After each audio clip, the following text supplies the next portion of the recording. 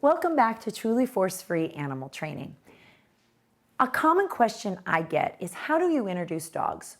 Whether you're getting a dog from a shelter or you're trying to introduce your friend's dog to your dog, introducing your dogs can be something that you have to be a little careful about, especially if you don't know the history of the dogs. If there are some dogs who love every dog and you don't have to worry about it, and there are some dogs who don't like any dogs, and so you wouldn't be introducing them anyway. But the confusing part comes when you're not really sure how the two dogs are going to interact. I'm going to demonstrate here a couple ways that I am introducing a new dog to one of my dogs that I'll use Captain, who knows a lot of dogs and is pretty comfortable, and he reads other dogs pretty well. So I like to use him because if he's avoiding the other dog, it means the other dog's probably giving off some anxiety signals. And I want you to just be able to see, it's really important to watch body language during this. So as you're watching my this introduction, watch the body language, because if one of them seems to be a little bit anxious, that's really important. And I don't want to make them meet if one of them's a little bit nervous.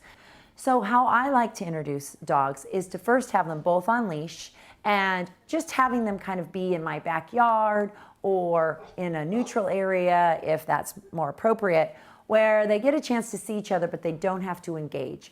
I don't allow them to do any hard stares, and I try to keep them, they look at the other dog and then I try to give them a treat or do something that makes it so that they get a little bit used to each other without having to be face to face right away.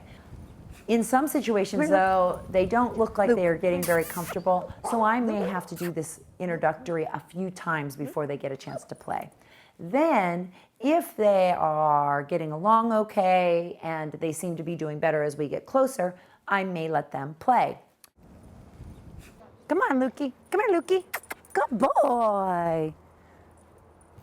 Good boy.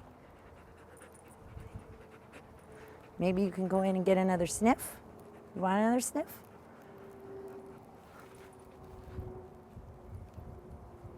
Luke, Luke. Good boy. Another technique that I do sometimes is I will take a dog for a walk with another dog, and we parallel walk around a neighborhood or a park. And that sometimes gives them an opportunity to get used to each other, but they're also distracted by the environment outside. So sometimes that's another way that I might introduce two dogs. I hope that this helps as you go forward and if you need to introduce your dog to another dog.